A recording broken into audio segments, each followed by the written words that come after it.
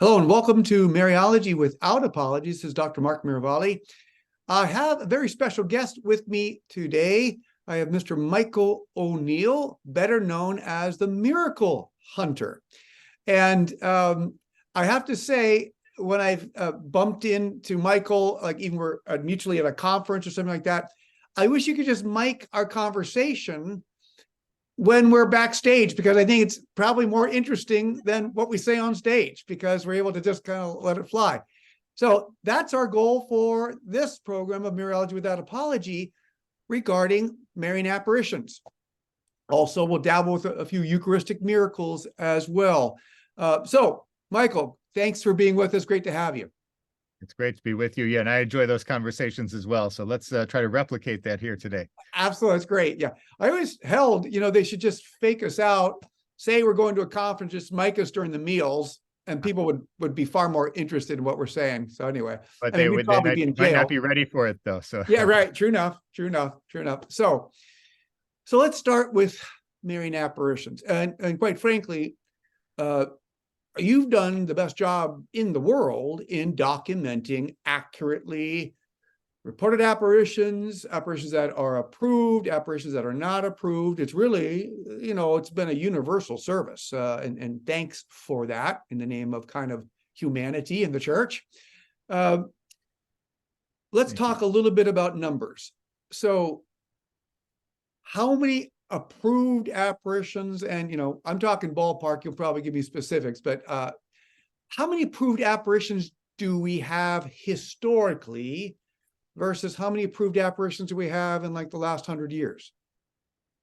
So I'll try to answer the question from a bird's eye view first, is that if we rely on some of the scholarship of Father René Laurentin, who has passed away just a few years ago at the age of 100, perhaps the world's foremost Mariologist. He's written this dictionary of Marian apparitions, and in his dictionary, he lists something over 2,000 Marian apparitions that have been reported throughout Christian history.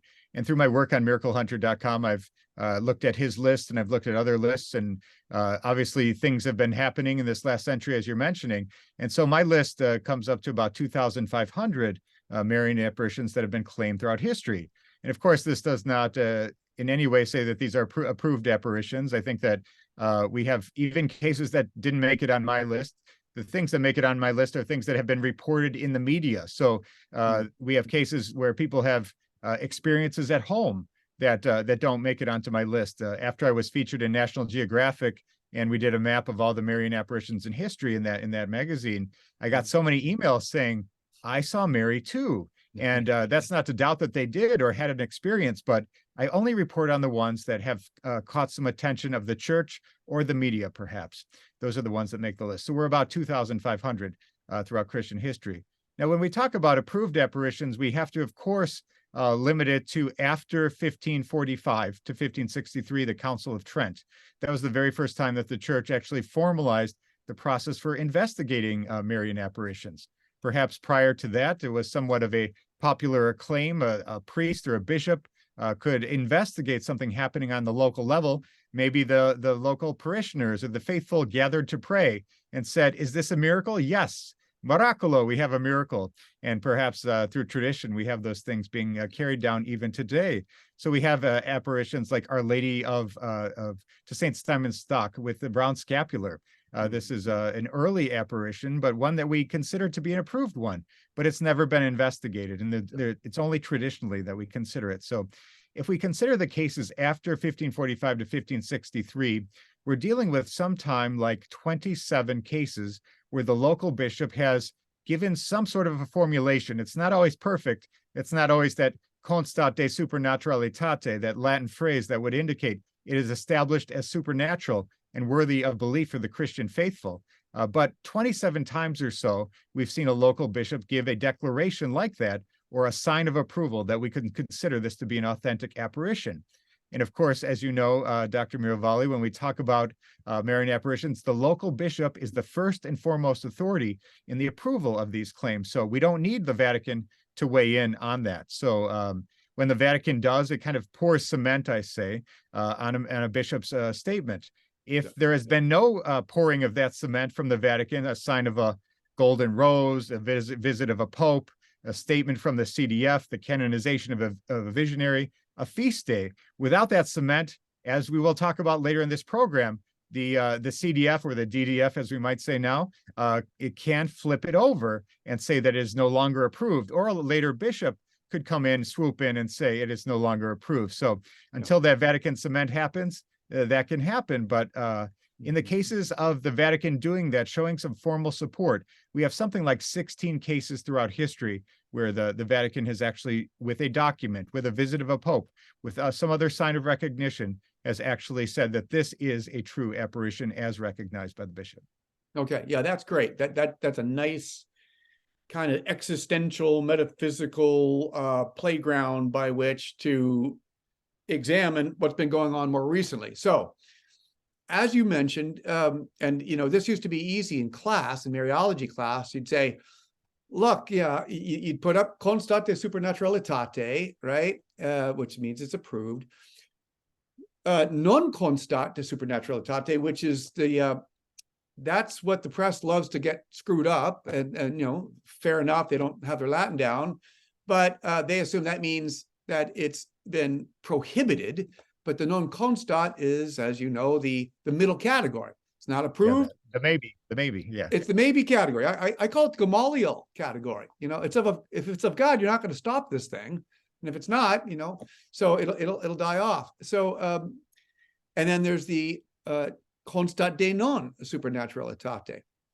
But within those three categories, bishops don't always take a class on Marian apparitions, and so you don't always get a nice, neat, clean constat, non constat, or constat de non. So, for example, there's statements where they say, like the first approval at Amsterdam was, you are free in conscience to accept this devotion.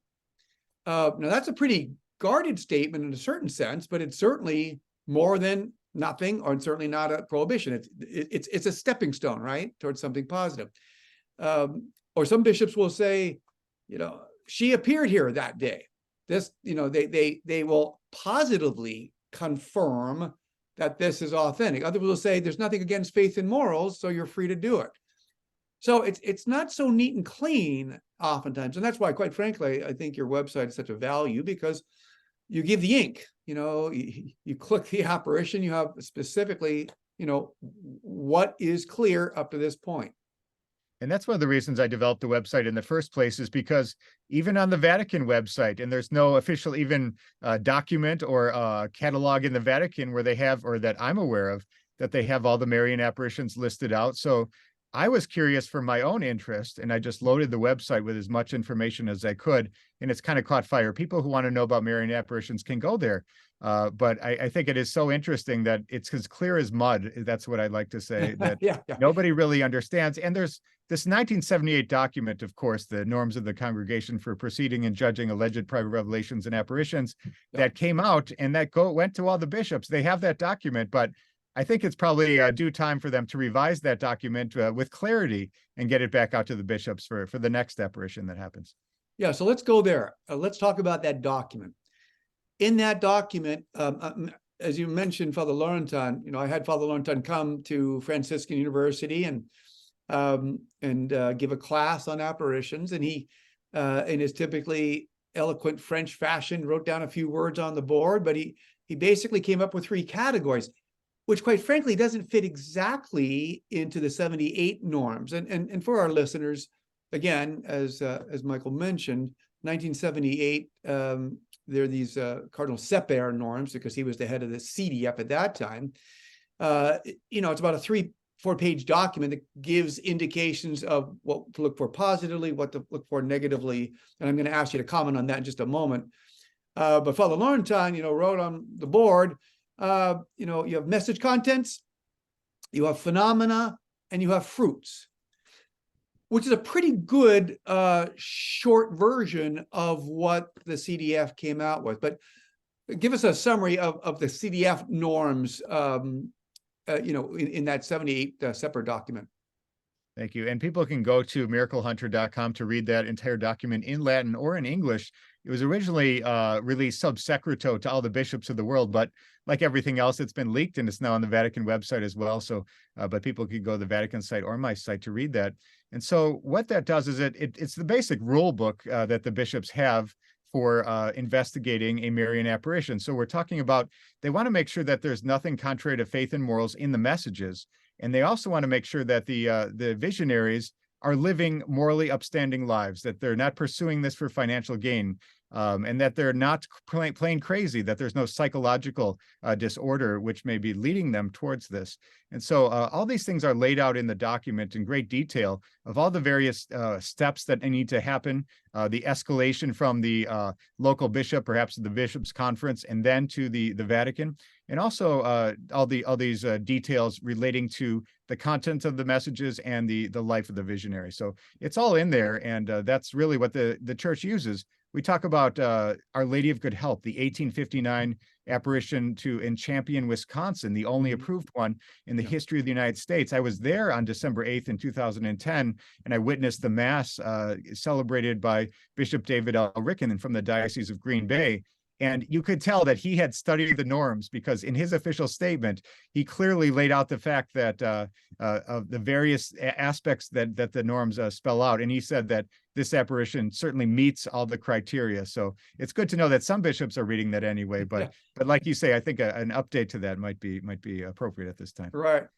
So let's go there too, because I'm glad you mentioned, because in that second, or maybe it's the third section of the document, it talks about jurisdiction. Who's got jurisdiction over these, and it specifies that the local bishop has the first jurisdiction, the first discernment, and in a certain sense, it nuances that that really suffices unless there's need for the Holy See to enter.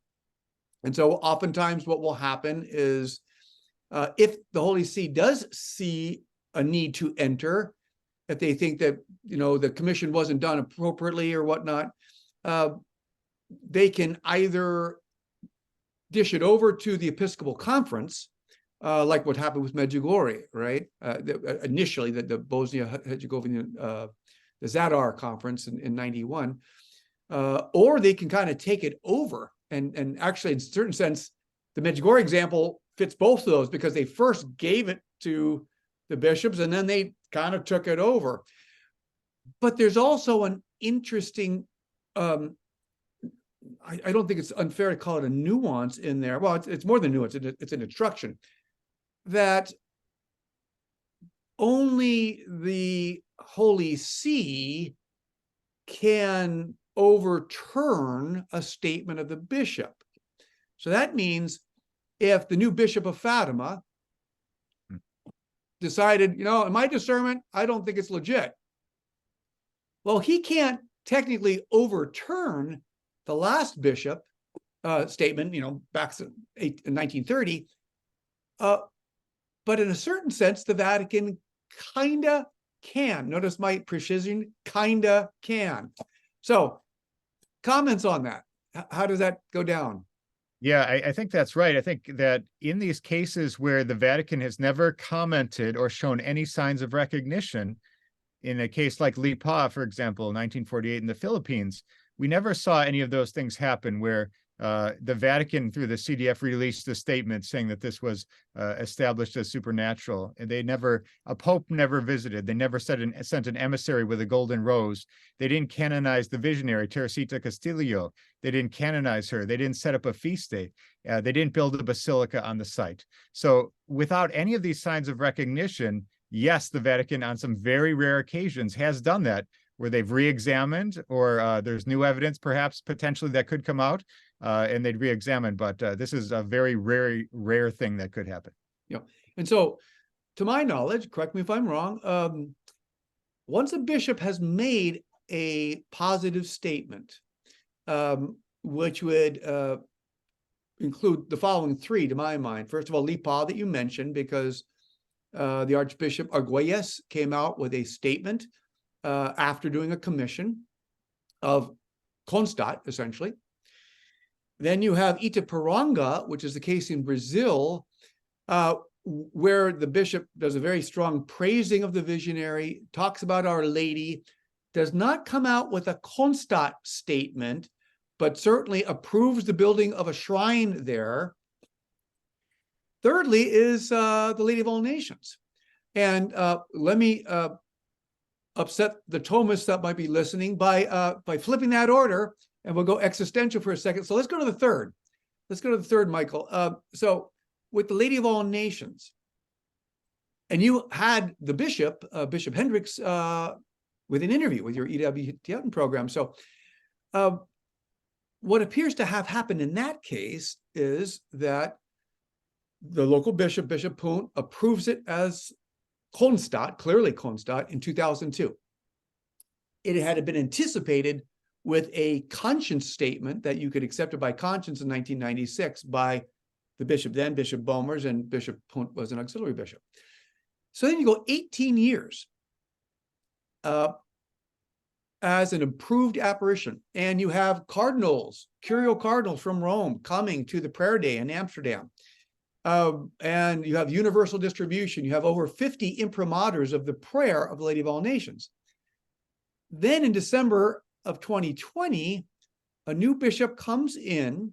There seems to be some, quote, dialogue between the DDF and him, stronger on the DDF side than him, perhaps. And then all of a sudden you get a new statement. And the new statement is that it is no longer a constat statement, but it's kicked back to the middle category, non-constat. And this was based on a supposed confirmation by Paul VI, now Saint Pope Paul VI. Can you comment on how that interview went with the bishop, with the new bishop, and whether he ever saw that confirmation note from Paul VI of saying this is on a disciplinary level, no longer approved, but in that middle category?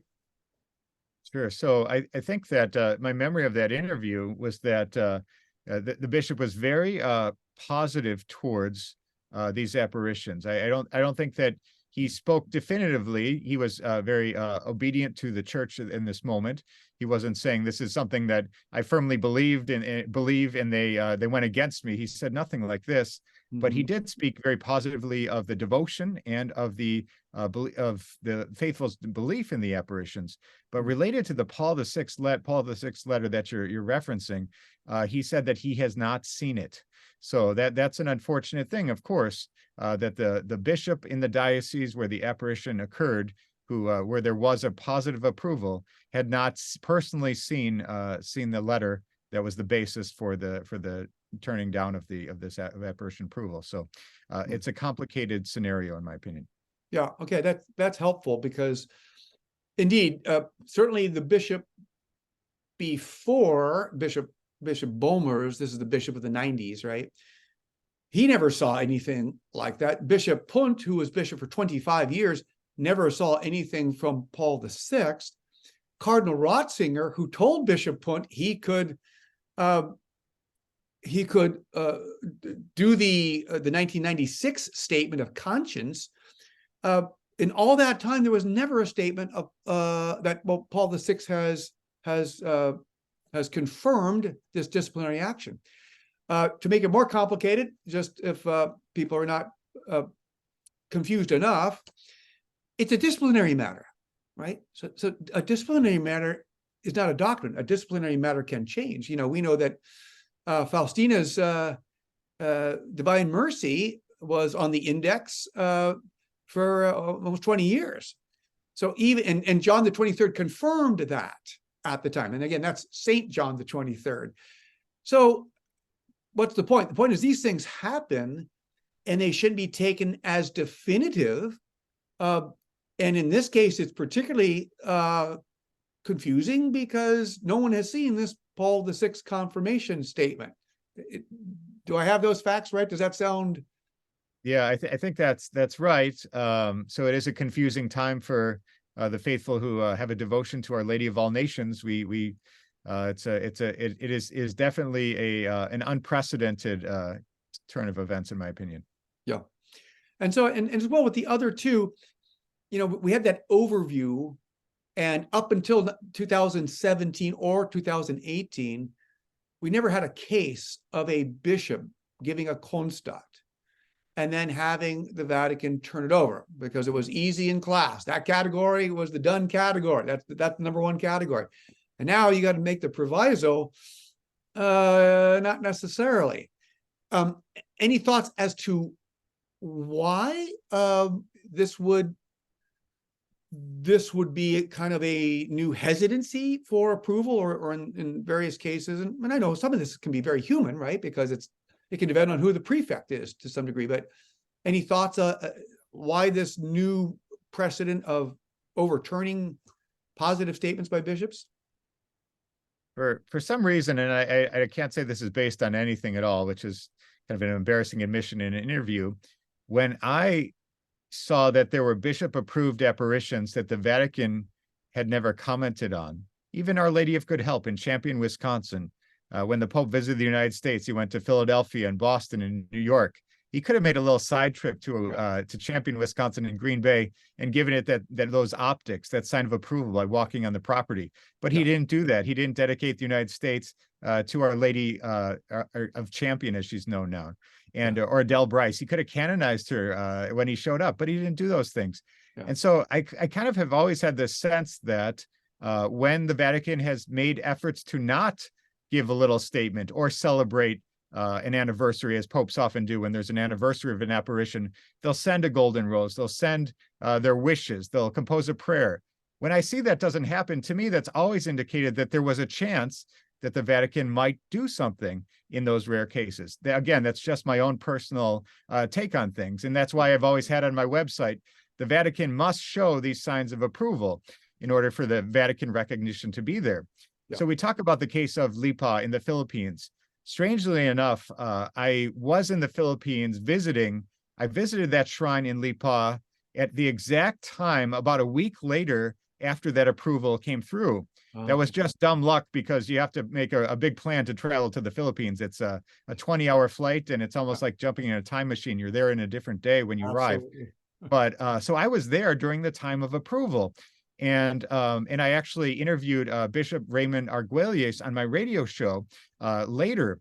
And I asked him on the radio show, I said, why did you make this approval?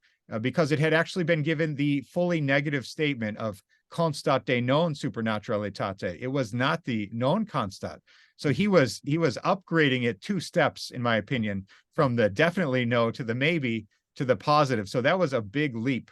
That had never happened before in history, in my opinion. And so I asked him, what changed? What new evidence did you look at? What was different? And he said, I've always had a great devotion to Our Lady under this title, and I believe the time was right to make this announcement. So he didn't cite anything concrete, unfortunately. And then I said, so I assume you worked with the CDF then to work this out, to get the approval. And I asked him several times in several ways, and he never really confirmed the collaboration with the CDF. So based on those two aspects, it seems like out of his great love for Mary, especially under this title, and with his opportunity as bishop, he advanced it ahead, perhaps without going through the proper channels. And as a result of doing this, unfortunately, Bishop Arguelles is a good man and a good bishop. You can see his record. He's been a great bishop. The Vatican did not like that. And within a couple of months, they not only flipped that from the positive all the way back to the negative judgment, but he was removed from office for this activity. So this was a very strange turn of events, but it's my understanding, based on my interview, that perhaps he had not gone through the proper channels to do the approval. Yeah, that's fascinating, because I've also made that trip and gone to that shrine in Lipa in the 20-hour gig, as you mentioned, and talked with Teresita there. And this is perhaps for another Mariology Without Apology Rosary and Beer session, but it is a fascinating history, and complicated is British understatement, because everyone accepted it as authentic in the early years, and including 5 bishops who were close proximate to the event. Then a papal legate came from Rome and said, overturn it, and threatened the visionary. And actually 2 of those bishops, there was actually 5 who had to sign something saying, we no longer accept this. All 5 bishops, before their death, one before a civil court, he wanted it done in court, signed that he did this under duress, that he completely believed in it. He saw the miracles, he saw the healings, and he was completely in favor of this. So it's a bit of a Hollywood drama of how that went. And it goes back to that point we said before. The bishop technically doesn't have to, but it's always advised, consult with the DDF before he does his task. I know I'm dealing with a bishop who has what I think are authentic mystical phenomena in a European country, and the bishop went to the DDF and said, make a statement. And they said, no, you make a statement, you do it. And so he was trying to kind of give it off. So, I mean, hence is the human dimension of the church, right? I mean, these are interesting elements, but like even again, I think the rule book is not there. You know, it is not clearly defined what a bishop is supposed to do when one of these extraordinary events happen. We do have the 1978 document, but I don't think there is an official detailed summary or detailed list of what they need to do with these approvals, because I do think some of the ones that have happened in Latin America, whether it's San Nicolas or Batania in Venezuela, I'm not sure there was consultation with Rome as well. It's a little unclear. And so they also sit in this funny position of having a bishop's approval, but the Vatican in no way has ever shown any sign of recognition of some of these more recent cases in South America. So I think that's fascinating as well. Yeah, Batania is a great example, Michael, because as you said, the bishop made the approval and was the commission. It was his gig alone. And I understand he got a little feedback from that, but they never overturned it.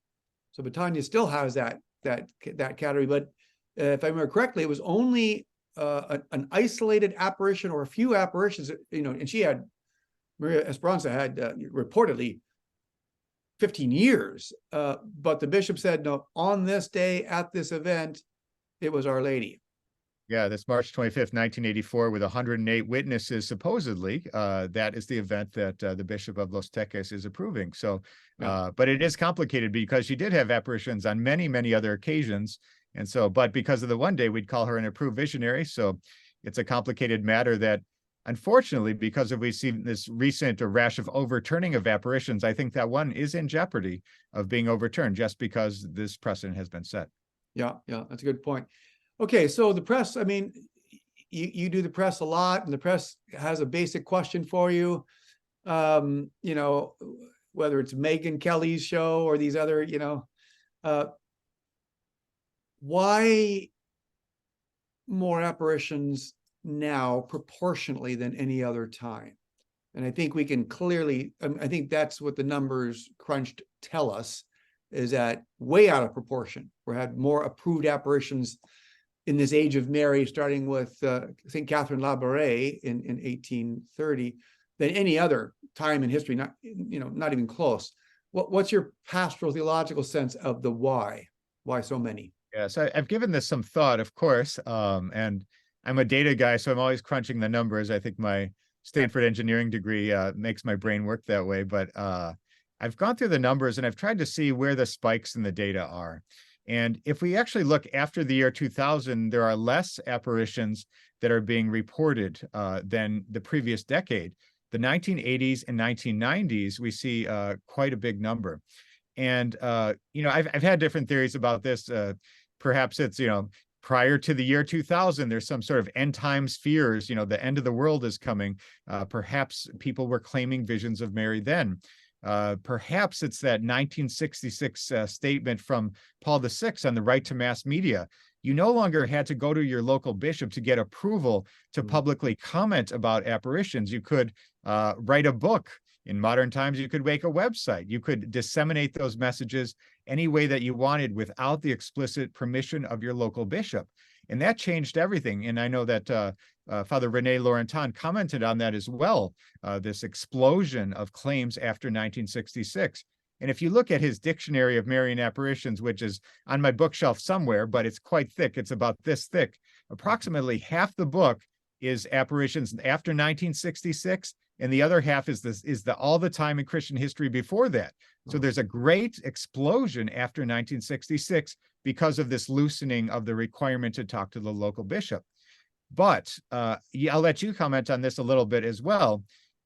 Starting from 1981, we have two very big apparitions happening, Cabejo in Rwanda and Medjugorje in Bosnia-Herzegovina.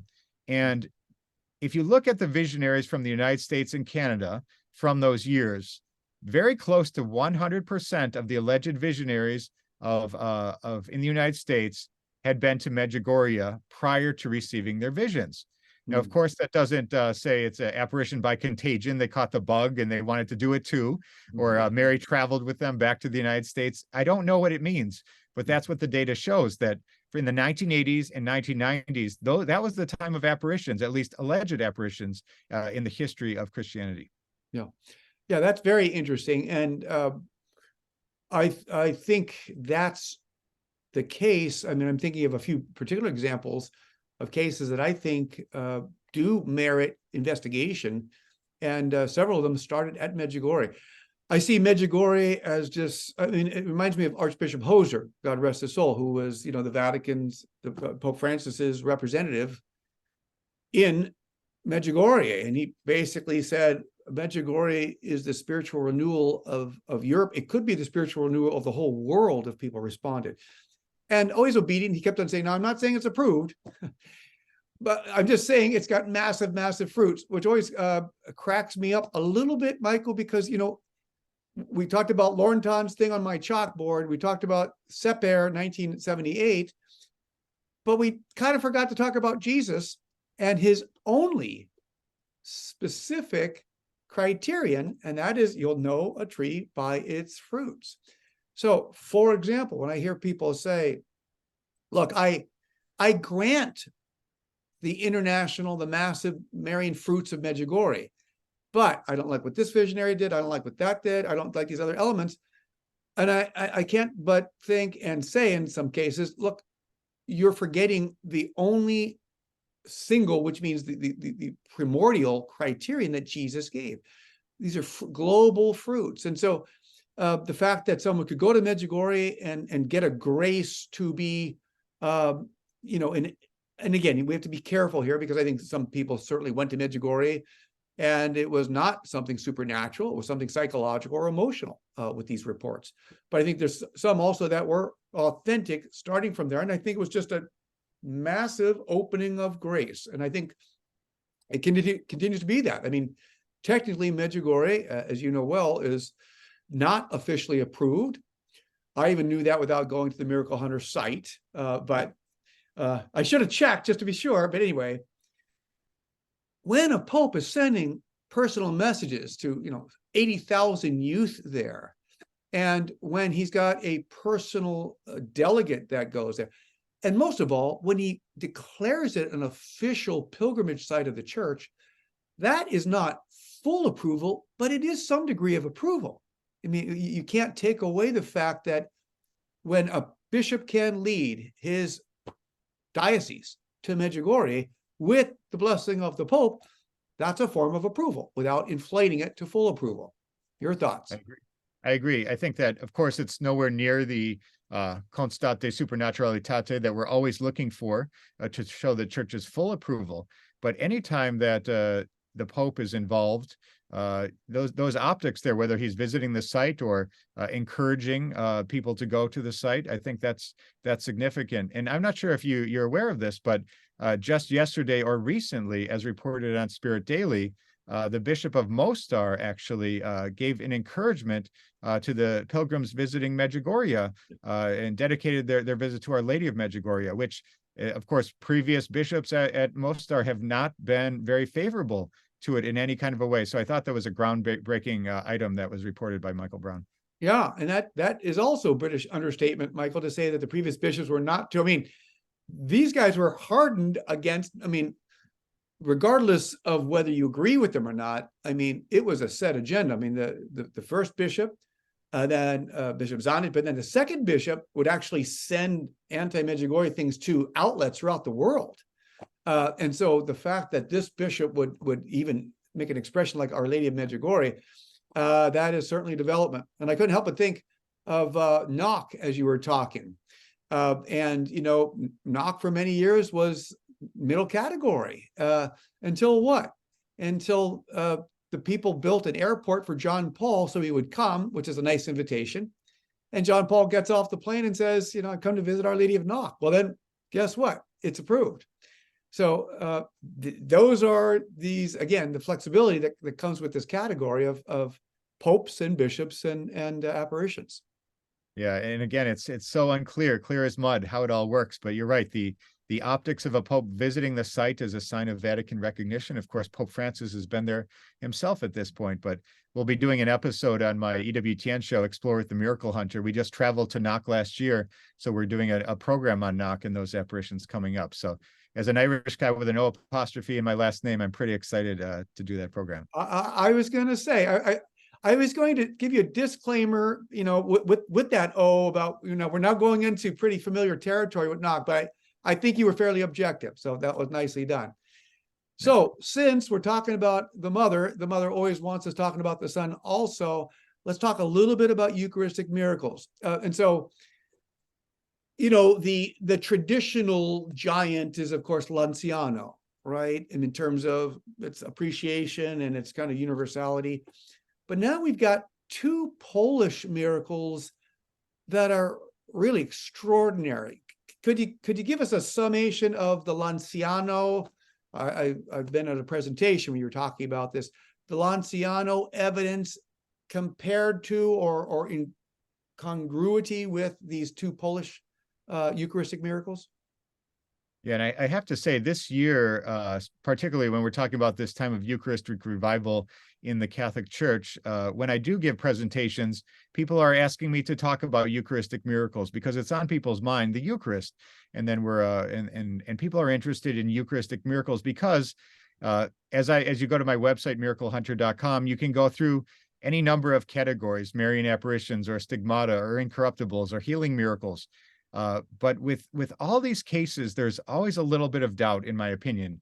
We have to approach these with faith, because even in these cases that of Marian apparitions like Fatima, Lourdes, Guadalupe, we're saying that we have a good visionary who's a reliable witness who has testified to the reality of Mary appearing, and the church says it is worthy of belief that this testimony is good. Of course, we must bring our faith to it and say that, yes, we believe this is really happening, but there's always a little bit of doubt. In the case of a Eucharistic miracle, we're dealing with something that's verifiable by science, which for many people is very exciting. Yeah. So we're talking about less than 100 times in Christian history, there have been a certain type of Eucharistic miracle, and much smaller the number where we have true flesh and true blood manifesting on a consecrated Eucharistic host that's been tested by science. And perhaps the first of this type of amazing miracle is Lanciano in Italy, which happened in around the year 700 or between 700 and 750 AD. And we have the story of a Basilian monk who was, he had doubts about his faith, and he perhaps prayed for a sign, or he was not sure what to do. But during Mass one day, he elevated the host in consecration, and it began to bleed and turn to flesh. And all the people at the Mass saw this as well. And this Eucharistic host, this true flesh and true blood, and visible flesh and blood made manifest, is still preserved in Lanciano, Italy, even to this day. So even parts of that church are original to the original Mass where that happened. And scientists in the 1970s and beyond have investigated this, and they found that it is human flesh It's got blood type AB, which is the same as the blood type of the Shroud of Turin. And it turns out every subsequent Eucharistic miracle is also blood type AB. Absolutely fascinating. Yeah, And there's been no preservatives in this sample as well. And the blood and the flesh match. They have a chalice with globules of blood that match. So it's truly amazing. They've done full scientific analysis of this. And as you've been to Lanciano, I know that you have, Mark, but you can walk up very close and genuflect and kneel in front of this Eucharistic miracle. It's absolutely amazing. It's probably my favorite Eucharistic miracle site in the entire world. It's truly a place to see. Yeah, it is stunning, and the proximity is amazing. I mean, it's not like, you need binoculars. You go right up there. And sadly, typically you don't have to wait too long. There's not a lot of people there. And it's like, what does the Lord have to do? How many miracles does he have to do when we're not, as you say, these are elements that science confirms without question, and still we're not impressed. I quite frankly, I think that's one reason there's so many Marian apparitions today. I think it's, when the press asks me, it's, well, A, thank God for the generosity of heaven sending the mother. B, it's because we're not doing such a good job of living the gospel, because that's the purpose of Marian private revelation. And Exactly. I would say that's always been my answer. We need it the most right now than we've ever needed it. So perhaps the reason we have so many reports. But you did ask about you asked about Poland, Legnica, Sokolka, 2008 and 2013, and I was able to travel there this year. It was April that I was in both of those locations, and I got to speak with the parish priests who were there witnessing this miracle when it happened. And I did an interview with them, which will air on EWTN as part of a Eucharistic Miracles mini-series, which will be coming out in July of 2024. Sokolka, Legnica, Lanciano, Buenos Aires, and Tixla, Mexico, five of the most absolutely studied cases that will blow your mind. And I've got all the interviews with the experts. So I think this is going to be a big deal when I can pull this all together with my editors for next year. But at those two places, Lanciano or Legnica and Sokolka, we see cases where a host was discovered, discarded perhaps in the back of the church, or the host was dropped in one of the cases, and they reserved it in water in the vasculum, as is the tradition. And then sometime later, they revisited the tabernacle and saw this host exhibiting some redness. And so in many cases, when this happens, it's red bread mold. That's what science establishes that it is. But in these particular cases, they found it was true human flesh manifesting on that host. And a few interesting aspects. It's heart muscle from the myocardium, both samples, which matches Lanciano as well. Blood type AB matching Lanciano as well. And what I think is maybe the most fascinating aspect is you have your naysayers and doubters who will say, couldn't somebody who really knew what they were doing get some blood type AB blood, sneak in, drop that droplet on top of that host, and couldn't that fool all these silly Catholics who think this? Couldn't that be an ultimate hoax? Well, it turns out that on an electron microscopic level, they find that the blood is actually effusing from inside the host, not the outside. And they find that the flesh and the bread, as it was, is perfectly integrated. It's a complete matrix going from one to the other. You can't tell where one starts and one stops. It's completely integrated. And so there's no human technology that knows how to do that. So they couldn't even make a fake Eucharistic miracle that way if they wanted to. So the science is absolutely incredible. And I'm so excited to present this evidence next year in this program. Yeah, that's fantastic. And can you say a word about the difference between the two Polish Eucharistic miracles? I mean, how do you distinguish the two? Are they very similar, or they're very similar in the sense that they came from a dropped host that was put in water according to that practice. So one was 2008, one was 2013. In the one case, in the course of time, as is the intention of putting a host in water, the host had dissolved quite a bit, leaving only the flesh, mostly only the flesh. So they actually scooped the flesh part out and put it on something to be studied by the scientists. And that is what exists in the church today. is that that small piece of flesh. So the one is a much larger piece, the other is a much smaller piece. That's the distinction in my mind. But as far as the science goes behind it, like I mentioned, both blood type AB, both heart muscle from the myocardium, and both fully integrated, the bread and the flesh. So and also, really a remarkable case. Yeah. It's phenomenal. And I remember, if I remember correctly, they can tell chemically that this is live tissue, right? This is not just preserved past tissue. It's putting forward chemicals that bespeak a living organism tissue. And one of the key points there is that in these cases, and we see this also in Buenos Aires in Argentina, the finding of white blood cells. And so white blood cells, as any biologist would tell you, will die within minutes after death.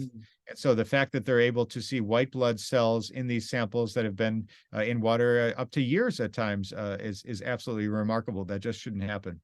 Yeah, that's fascinating. And again, it just bespeaks our Lord's generosity. I mean, he's just coming to us and giving us, I mean, he can't take away our freedom. That's his biggest gift. He's not going to do that. But he's getting as close as possible of that border and giving us things like, the Shrine of Guadalupe. I was talking with a Jewish convert, and he kept exclaiming, "Why do you Catholics not?" And he's Catholic now, but why don't you promulgate this stuff more? The fact that Our Lady of Guadalupe, the Shroud of Turin, these are. Reason cannot deny these. And it's a good point, but it's also, the value of the stuff you're doing to make this available, and to make it available with a reasonable, a scholarly and an empirically precise process, which is great. All right. Great job, Mike. I'm going to ask you one last question, and you can duck this if you want, because you've done pretty far so far. You've done pretty well. I mean, you've been hitting these on. So tell me what you think about the Fifth Marian dogma, Michael. I was wondering if you were going to ask about that. So you think I didn't have want an to answer? just feed it with my stuff. I'm trying to be a good host. So yeah. What's your feeling about a Fifth Marian dogma? Of course, these dogmas in the history of the church have been very important, and anytime we see Mary coming to the fore like this, and it helps our faith. It gives us insight. It excites us, and it draws us closer to Mary, and as a result to Christ. So the proclamation of Marian dogmas are very important. And of course, through your work, we've got the Fifth Marian dogma being proposed, and the question is, will this happen, and should it happen? Those are two different questions, I think. I think those people who would perhaps argue against the Fifth Marian dogma would say this will be too damaging to Christian unity. Protestants perhaps might not fully get on board with Mary as co-redemptrix or mediatrix. So I think that's some people see it as a stumbling block, but will it happen is another question. It seems that Pope Francis perhaps is not as open to it as one may be wishing for in this case. And I often wonder if some of the condemnations of the Marian apparitions that have mediatrix in the title are somewhat related to the opposition to this Fifth Marian dogma. I'm not sure, but we'll have to wait and see if this Pope or the next one opens it up. But I think it would be a big deal for the church if we did have that Fifth Marian dogma proclaimed. Yeah. Well, I agree. I think it would be a historic event. And there's an interesting byline about Pope Francis, the World Youth Day, a miraculous healing of a young girl, a young woman, maybe in her teens, from a blindness, and this connection with Our Lady of the Snows. Now, Our Lady of the Snows is not your blockbuster novena. I mean, in the sense that it's not, it's not like a Fatima thing or even a Medjugorje thing, or I would even say Lady of All Nations. I mean, it's ancient, it's beautiful, it's profound, but it's rather remote. And the fact that she's praying this novena to Our Lady of the Snows for a miraculous healing of her eyes, she had lost 95% of her sight, is remarkable. And it's also remarkable with the connection of Our Lady of the Snows and Pope Francis. The fact that Pope Francis goes to that site in St. Mary Majors before every major trip and returns back, and he had just gone there and comes over. It seems like if you didn't want to encourage Pope Francis, Our Lady of the Snows, and World Youth Day at Fatima, you wouldn't have a miracle. So I think that's a rather interesting continuity that comes forward for this. Have you read of this? Yeah, I'm working on trying to get her on my radio show for an interview. The girl who's had the healing from blindness, and we did a program on Explore on EWTN where we talked about Our Lady of the Snows. It's an amazing thing from in August of 352 AD, where a man, John, and his wife, they pray what to do with their money, and the Mary appears to them in a dream and says, go to the top of this hill in Rome, and the Pope Liberius has the same dream, and they meet on the top of the hill, and there's this outline of snow of what will become St. Mary Major. It's really a fun story, and on every August 5th, we see white rose petals dropped from St. Mary Major's ceiling. So it's a great tradition of that Our Lady of the Snows. And I think the timing of Pope Francis being there during the novena to Our Lady of the Snows, starting on August 5th, perhaps that's the timing, what inspired her to have that reach out to Our Lady of the Snows for this help. But it's an incredible story, and I hope I do get that interview because I think it's pretty inspiring.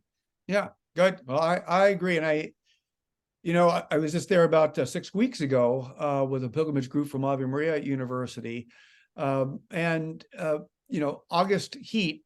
I mean, the expressions of the Romans is, soli I stranieri sono in Roma questo tempo. Only the foreigners are in Rome at this time because all the Romans get out. It's just too hot, and to have that is just a beautiful testimony. So, the mother just continues to be the force, and I think the sooner we get the idea that she is not just a remedy, but the remedy given by God, and that comes forward from Fatima and throughout the whole Marian age, I think the sooner we'll get peace. So, but listen, Michael, thank you for a fascinating interview.